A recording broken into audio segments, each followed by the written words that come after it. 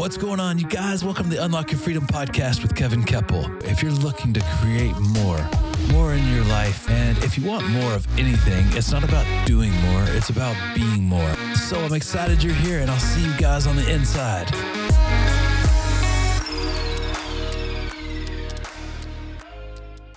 All right. Well, obviously you're a consummate overachiever. You have Mama 5, 7 Degrees, JAG attorney, written 2 books, podcaster, and I'm sure there's a tremendous amount more. You're crushing it all over the place. Where's the drive come from? What's the why that's pushing you, to succeed across so many different areas?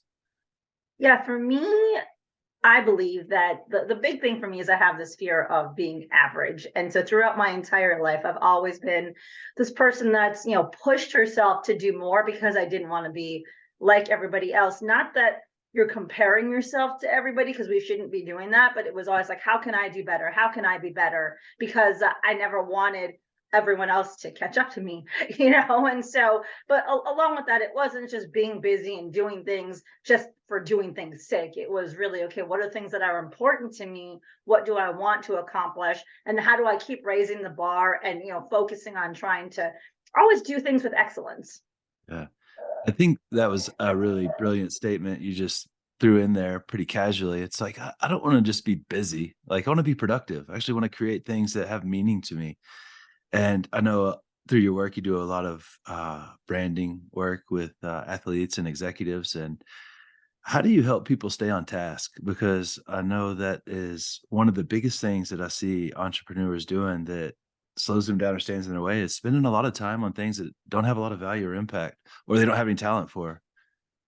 Yeah, that's a great question. And I'll say, most of my background before I became an entrepreneur was working in big Fortune 50 corporate environments. So those type of companies are known for moving slow, right? And how there's a lot of unproductive, inefficient things that get done because there's a lot of fat and they have more budget, in the organization. So unlike a startup where you have to be lean, it's a very different environment. And when I work with people, there's a couple of things. It's one, what are the things that you're working on a daily basis, and are they in alignment with what's important for you to achieve, not just at the long-term strategic level, but in the tactical sense of, I tell people that you should be planning out your weeks according to what you want to get done for that week. Now, that goal should align with the bigger goal for yourself or for your organization, your business, whatever. But when you break it down to that smaller level, that weekly level, and you prioritize activities based upon, is it going to help me achieve X goal, that makes it easier for you to say, you know what, this task, I need to get it done, but it doesn't align with what I need to get done this week. I'll work on that next week. So that frees up time, as an example, to work on the things that are more priorities for this week. And that also reduces stress because, look, we have so many things that are vying for our time. There's more tasks than we have days in the week to complete, hours, minutes, whatever. And so when you're able to recognize that some things can be pushed because they don't contribute to today's objectives or to this week's goals, then it makes it easier to feel like, okay, this is more manageable because I'm really focusing on the things that are important this week. Another thing that I tell people a lot is, and I've gotten a lot of feedback that this is helpful for people, everything you say yes to is at the expense of something else. So if you're saying yes to this task or giving your time to this person, you now don't have that time to go work on something else. Are you willing to do that and to make that trade-off? And if you are, great. But if you're not, then the answer is not at this time, maybe next week or maybe tomorrow or whatever. But that also helps people not overcommit themselves, and then they're feeling like they're overwhelmed and just trying to catch up. Yeah, I think being intentional is underrated for sure, because there's so many things that are coming at us. Like you said, I have a good friend who's like, man, I feel like I'm being nibbled to death by a million baby ducks. And I can totally relate to that, because there's always something new coming at us. But like, the simple question is like, does this bring me closer to my goals? Yes or no? And I love that you kind of micro focus it down into the week and the day, because like, if we left to our own devices and I try to do everything, I'm gonna get so overwhelmed, but I'm gonna burn myself out. So I'm not gonna go anywhere because I'm doing all this stuff, but I can't see progress. And Right. so, And I think I just want to make a distinction too, because some people might be listening to us and are like, well, that's great if you're an entrepreneur and you're the boss because you can control your schedule. But what if I work in an organization where I don't have that, right? I answer to somebody and I have people that are throwing tasks left and right at me over the wall. That I hear you, but that doesn't apply to me. So, what I would say to those people, if I can, is that have the conversations with the people, your boss and the people that are tasking you with things to say, hey, what's the priority for this week? And people don't like having that conversation because then they feel like they're not doing their job, right? And it's not a matter of doing your job. It's like, let's be efficient and productive collectively as an organization. And so if someone's throwing, Kevin, if you're throwing these tasks over to me and I'm already on a full plate that I have to get done this week, I'm going to say, Kevin, when do you need this by? Do you really need it? Because everyone's like, I need it right now. I need it right now. Do you really need it right now? Can it wait till next Monday or next Wednesday and have that conversation? And many times it can, right? So that's a way to still say, hey, I'm here to help you, but I've got these other things. And if this isn't needed now, work with me and I'll get it to you. It's just not going to be right now. Or if they do need it right now, okay, well, here's the other things that I have on my plate, and then have that conversation with those people. You know what I mean? And so it's not just about, great, someone else just threw something over the wall. Now I have to figure out how to do this. Look at the priorities, balance it. It's like a portfolio, right? Like look at what are the things that are important that week. And if you need to switch and adjust, that's okay too. But don't just feel like, well, someone told me they needed it today, so now I have to do it. Have the conversation, talk to your boss. Hopefully, you're in an organization where you can have those kinds of conversations. Yeah, absolutely. I mean, that is so important to have a collaborative environment like that as opposed to competitive because I'm not trying to beat my leaders or the people that I serve as a leader. I want to collaborate and co-create so we can co-elevate. And Yes. man, unfortunately, that's not like I've been a part of organizations that are completely competitive. It's like everybody versus everybody, and it's so inefficient and it's frustrating. And it feels like nothing gets done. And if it does, it's never efficient. I wanted to talk about your books a little bit so we can shift gears for a second here. So, two books you've written, Move the Ball and Dominate the Game. And specifically in Dominate the Game, one of the parts that I was really interested in was when you were talking about kind of being consistent and differentiating yourself at the same time, and I'd love for you to go deeper on that for us. Yeah, so something that I talk about a lot is being able to, and I use the term move the ball quite a bit. So being able to move the ball when it comes to business or your career or anything is really how you're differentiating yourself from other people in the sense like what other value, why what are you the expert in and why should people come to you or lean on you or give you that job because you are able to beat out all these other great people because of what? And that's what you need to understand. Like, how am I positioning myself differently from other people? So, as an example, for me, when I was in these big Fortune 50 companies, I climbed the corporate ladder very quickly because I recognized the need to set myself apart. And you asked about, the 7 degrees and these other things. People are like, well, did you not know what you wanted to do? And I was like, well, no, I knew what I wanted to do, but I also had companies that were paying for education. So I leveraged that benefit. But I also recognize, and I like academia too, and I love to learn, but I realized that by having these things, that would set me apart. Did I need 7 degrees to have the jobs that I have? Absolutely not. But what I was always able to do was walk into meetings and ask questions that drove critical thinking that other people were not thinking of. And that's how I differentiated myself, because it brought another element to the conversation that we could, think through, right? And then also being an attorney, that was helpful because while I never sat in a counsel role in corporate, I am a military attorney, but not in my corporate roles.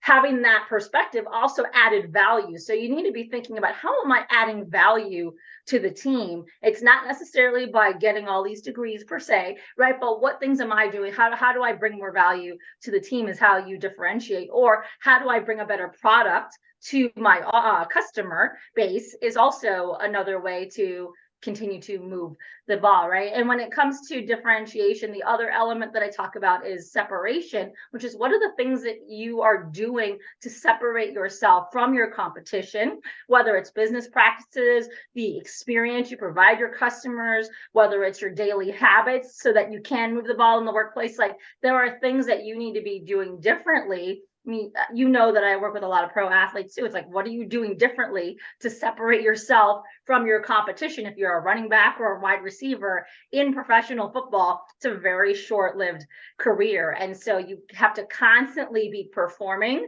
and doing things differently and making plays happen for whatever your position is, or they're going to move on. So I've adopted that mentality when it comes to my corporate life as well as in my business today. It's you know, you can be replaced. And so you have to always be looking at how do I set myself apart in terms of bringing value? How am I being more productive? How am I beating out that competition in the sense that, you know, you are competing for business, you're competing for a job. Maybe if you're in a corporate environment, there's not someone waiting on the sideline that's going to take your place tomorrow, but you should always think that way. So that way you're looking at how you can level up. So you touched on the professional athletes a little bit. So I know you work with a lot of NFL and NBA players, and I was just curious because they really probably live in a different world because they grew up as stars. That's how they made it to the pro level, and taking advice from other people may not be as easy for them as other people because they've been told they're special and talented for so long, and so and trust is the first step, right? And so how do you build trust with these elite athletes and get them to, recognize that you have value to offer? Sure, that's a great question. And before I answer that, you asked me about consistency too, and you made me think about it. With pro athletes got to this level because they're consistent in their training regimens, in what they need to do to be able to perform at that high level. So for us that are not, playing on the football field, it's really about that consistency in your daily behaviors as well that is so key. So I just wanted to mention that since I didn't talk about that when you Yeah, that's asked a another great question. point. Uh, But how do you build trust? And so whether you're working with someone who is a pro athlete or somebody else, it is harder to build that trust in that pro athlete environment for a couple reasons. Not as much for what you just said about how they might have an ego or they might think that they are elite. It's more that there are so many people that are trying to come at them because of who they are. They have to be very guarded on why they should put trust in you. So the wall is up, right? You have to really earn that trust. And how do you earn it?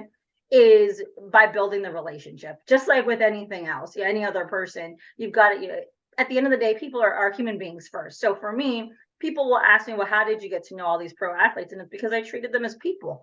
I got to know them. They are just like us in the sense that they have families. Some might have kids, some they have parents, siblings. They have to put their pants on the same way we do. They might be in a very public environment, and the spotlight is on them, but they're still human beings. And so that's really the big thing. And then also they need to see your expertise and value that. What value are you bringing to the table? And so when you can treat them as individuals and show them the value, and it is harder in that sense because there are people that are, like I said, trying to get at them all the time. So the power of the network in that circumstance is so much stronger than any other business environment, because you really need other people to vouch for you as to why you are legit, or yes, why you are someone that it's okay to trust. And so I've had people that have told me before that they've checked me out before having a conversation because they want to know, they have to in that environment. Yeah, absolutely. So working with athletes, what's one of the biggest things that surprised you? That's a great question. So, and you can see me smiling. The one thing that surprised me, which is frustrating, is their schedules are so fluid that they can't always commit to it. And it's not just the athletes, it's everyone in the football industry trying to set meetings. It's very different than any other business setting where, Kevin, I call you and say, hey, let's have a call at Monday at 9 a.m. You might not be available because something else has happened. Your team has dictated something, or there's some shift in your schedule. So you always have to be fluid, but that makes it harder to schedule the rest of your business because you can't have things set in stone and count that they're going to stick. Oh, yeah, Yeah. that would drive me crazy. Like, I'm definitely over punctual, and I like to know where I'm gonna be when I'm gonna be there. What What's something that you see athletes doing in addition to being consistent that, entrepreneurs or executives could potentially implement to help them, create more impact in their role or growth in their business or whatever their goals are? So, I mean, I would say that pro athletes are it's a very performance based business, in meaning that if you're not hitting your quote unquote metrics, right, if you're not performing, you could be gone the next day. I had this Yeah. conversation with a friend of mine who we've known each other since MBA school, and he's done great things, been in the C suite for a long time. And he's like, no other real organization do you see, if someone's not hitting their metrics today, they're gone tomorrow. It might be next month, a quarter from now, a year from now. We look at, oh, there were these environmental factors as to why you weren't able to hit your metrics, or all these other things. When it comes to professional sports, you're not making the plays today, it doesn't matter. Like, you're gone. We need to have someone else in there that can make those catches, score those touchdowns, make those blocks, whatever. So there's no time for lack of performance.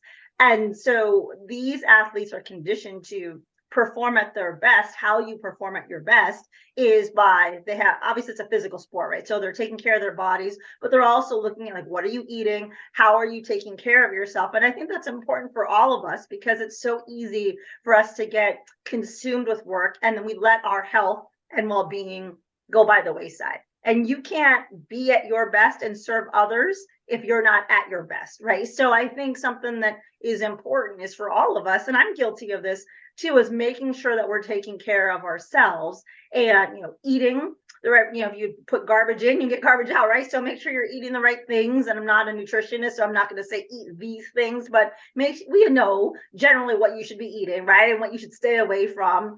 And make sure you're getting sleep. I think that's something that people tend to skimp on. There's two kinds of mentalities. There's the entrepreneurship mentality. It's like, wake up at 4 a.m, grind till midnight, and no days off, and just keep on grinding till you die, right? And then there's the other mentality where it's like, it's about being more productive and getting the sleep, because your body and your mind need to rest and recoup. And for me, my goals, I try to get 7 to 8 hours of sleep every day. And people are like, well, how do you do that? And I'm like, because that's my plan. And I make sure that I try to fit everything else around that, because sleep is so important. And I am one of those people that I know that I need that 7 to 8 hours. So I try my best. I don't always get it, but I try my best to get it at least 5 days a week. Yeah, I think that's such a great point. Like, when you feel good, you're just naturally gonna perform extremely better, Yes. and, like, it's also, like, our social responsibility to take care of ourselves because, like, when I'm, like, tired, if I don't get, enough sleep, I'm not as pleasant to be around, and, like, I'm making Yeah. it worse for everybody. So, I think that that was a phenomenal point you just made on just sleep and nutrition and just, like, championing yourself because, like, you can't give what you don't have. If you don't love yourself like that, there's no love for you to share with other people. Let's, uh let's do a little shift here. Let's talk more about Jen. So, Okay. what does freedom mean to you, Jen? Yeah, it's a great question. Freedom to me is really having the ability to spend your time living in your purpose and doing the things that you find fulfilling. And I think that's so important. For a long time, people used to think that success, which kind of aligns with freedom in a sense, right, is about how much money you make. And I like money, like everybody else does. It's important, got to pay our bills. But really, when you're able to do the things that you want with your time and find that in alignment with your why and your purpose, like, to me, that's what freedom is, and success. Yeah, absolutely. I think that's a pretty fantastic definition. It's just being able to create the way you want to create, and that requires money and health and emotional health and relationship, stability and all those good things. What's a favorite book that you love to read or recommend or give away? That's a great question. And one of my favorite books is this book called How Full Is Your Bucket? I don't know if you've read it I haven't, before. but I've heard of it. So early in my career, I was working for the Boeing company. I'd just been hired on as a manager, engineering manager. And my HR person, executive, he was like, here's some books you should read. And there were like 4 or 5 books. And that one was the smallest. So I was like, okay, I'm going to start with that book. And I figured it was a book on, like, time management, right? How full is your plate? How full is your bucket? But no, it was really about how all of us have buckets, and metaphorically, and you can choose to take from people's buckets, or you can choose to fill people's buckets up. And so there are two kinds of people. Some people like to be negative, right? And that is taking away from others' buckets, or you could be a positive person and help to fill that bucket. And so for me, just I'm the type of person that always likes to bring positive energy and make people feel like they're valued. And I'm the one that's always going to say hello to a stranger walking down the street or just strike up a conversation with someone. And so for me, that book really aligned with me. And I was actually good. I was glad to see that they've made a children's version of it too, because I remember this was years ago. One of my daughters was saying that she mentioned this fill your bucket concept. And I was like, what'd you say? And so she had told me about it. I was like, oh, it's fantastic. So especially in a time where we could use more positivity, I think it's a great book for people to remember, like the energy that you put out has an impact. It can be a positive one or it can be a negative one, and you get to choose. So be mindful of how you're coming across to people. Man, what a great recommendation. And like, I think that's kind of like what we were talking about earlier about taking care of yourself, right? It's like I'm either giving energy to people or I'm taking it away. And like I want to serve. I don't want to sabotage, because the whole point is to grow and to give. The more we grow, the more we can give. And if I'm taking things away from you, you're definitely not growing. And that's not what we came here to do. Right. All right. Last question for you today. Where can Sure. people go to learn more about you and connect with you? Yeah, so I have a website. So I am a type of person that uses a lot of sports references. And so my website also has a sports theme to it. It's getinsidethehuddle.com.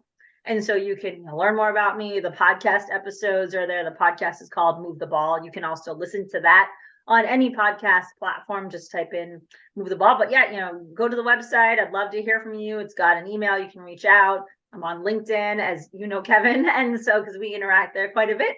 And if you just, type in Move the Ball, don't put Jennifer Garrett, because that's a common name. But if you put in hashtag Move the Ball, you'll find me there. Would love for anyone to reach out. Always happy to have a conversation. Yeah, you guys take her up on that. Jen's the real deal. She's really powerful and humble and just a cool person to collaborate and connect with. So actually, let's do this. Give us one message. If you could get everybody in the world to hear it, what would that be? And then we'll get out of here and go change the Oh, world. wow. Okay. I mean, I think for me, and it's the subtitle of my Dominate the Game book, which is How Life Changes When You Show Up. And so the message would be how you show up matters. And that obviously is nothing profound that I'm saying. We know this, but we tend to forget the importance of it. And so when you choose to show up in a way that is impactful and purposeful and living, you're living with intention, you're showing up in a way that aligns with that, then you're just going to see the results that you're looking for, whether that is tied to you directly or the impact that you're looking to make on the world. So I would challenge people to look at how are you showing up, and if you need to make some changes to show up in a way that you're proud of, then make those changes and show up consistently, and go out there and do great things. Yeah, well said. Well, thanks for sharing your genius with us today. I appreciate you taking the time to do that. And you guys, thanks for making it through to the end. We appreciate you. We love you. And see y'all next time. Bye, everybody. Alrighty, you guys. Thanks for making it through to the end of the Unlock Your Freedom podcast with us. Really grateful to have amazing listeners like you. Thank you guys again for listening. We love you, and we'll see you next time inside the Unlock Your Freedom podcast with Kevin Kepple.